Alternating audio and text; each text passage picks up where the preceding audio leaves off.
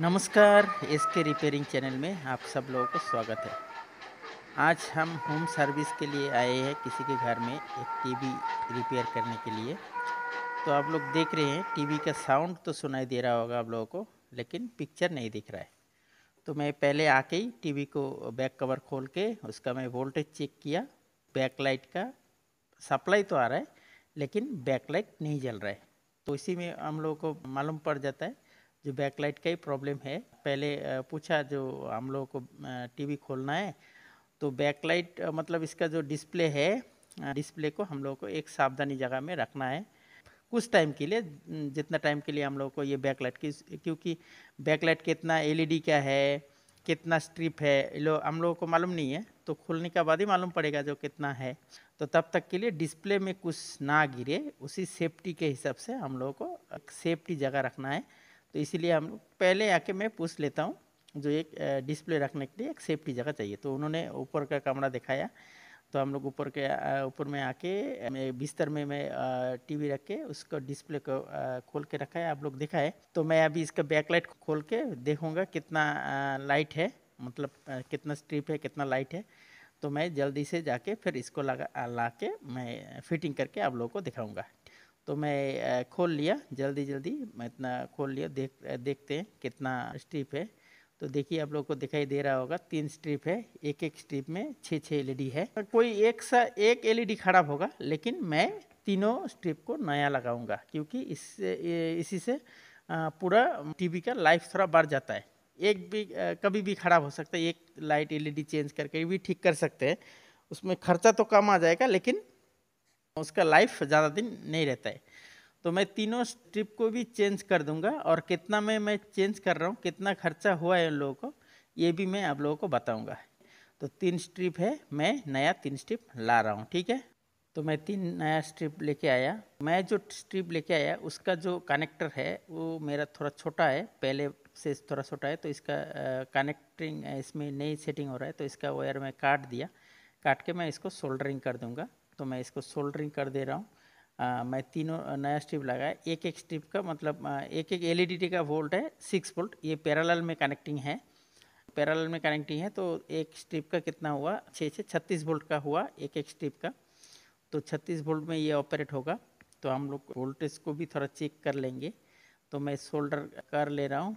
Positive negative देख के मेरे को सोल्डरिंग करना पड़ेगा। ये रेड वायर पॉजिटिव में और ब्लैक वायर नेगेटिव में मैं सोल्डरिंग कर दे रहा हूँ। तो मैं सोल्डरिंग करके बैकलाइट को सेटिंग करके पहले मैं एक बार जला लूँगा, बैकलाइट को चेक कर लूँगा। चेक करने के बाद डिस्प्ले के ऊपर इसको फिटिंग करूँगा।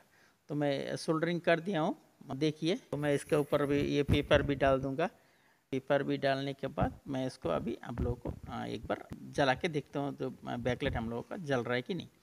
तो बैकलाइट अगर जल रहा है तो हम लोग डिस्प्ले में सेटिंग कर देंगे। तो बैकलाइट ये पेपर में सेटिंग कर लिया। अभी मैं इसको सप्लाई दे रहा हूँ।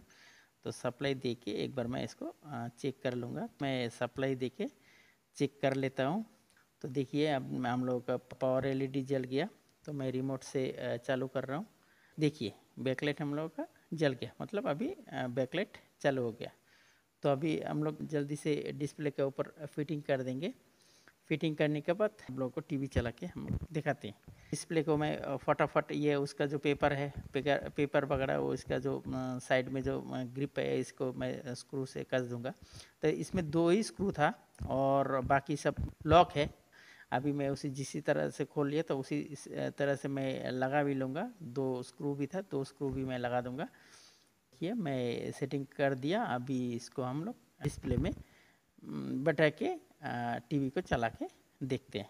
देखिए इसका मैं 3 स्ट्रिप का मेरे को कितना आया, 540 रुपये आया मेरा 3 स्ट्रिप का। ठीक है, तो सेटिंग करते हैं। डिस्प्ले के ऊपर मैं सावधानी से बैठा दिया। अभी स्क्रू सब हम लगा देंगे धीरे धीरे। सब जितना स्क्रू खोला था उसी तरफ से उसी हिसाब से हम लोग स्क्रू भी लगा देंगे। ढक्कन भी लगा के हम लोग आप लोगों को चला के देखते हैं। पहले तो साउंड आ रहा था, पिक्चर भी थोड़ा थोड़ा दिखाई दे रहा था, लेकिन बैकलाइट नहीं था, इसीलिए हम लोगों को आप लोगों को मालूम नहीं पड़ा होगा। तो बैकलाइट हम लोग अभी चेक कर दिया, चेंज कर दिया। तो अभी बैकलाइट जल रहा है। तो अभी टीवी का पिक्चर भी आ जाएगा, वो मुश्किल नहीं है। कितना खर्चा आया, 540 रुपया। और हम लोग दो जने आए तो 600 रुपया, तो 540 और 600 1140 रुपया। और यहाँ तक आने के लिए जो पेट्रोल का चार्ज है मतलब 220 रुपया। तो 220 रुपया टोटल कितना हुआ? 1140 और 220 1360 रुपया।